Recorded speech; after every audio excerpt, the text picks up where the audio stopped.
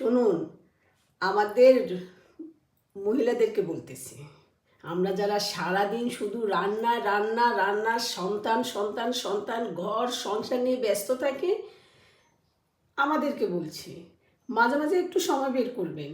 সেটা হোক 6 মাসে একবার, মাসে একবার, সপ্তাহে একবার। না, সপ্তাহে আবার বেশি হয়ে যায়। অন্তত 6 মাসে একবার বা মাসে একবার রাখবেন। সেটা হলো একান্ত নিজের মতন। যাদের সাথে কথা বলতে আপনার ভালো লাগে তাদের সাথে একটু সময় কাটান, যেখানে আপনার পরিবারের কেউ থাকবে না। কারণ পরিবারের সাথে আড্ডা দেওয়ার মজা হলো একটা, হাজব্যান্ডের সাথে সময় কাটানোর মজা হলো একটা, আর প্রতিবেশী বা বান্ধবীদের সাথে সময় কাটানোর মজা হলো আরেকটা।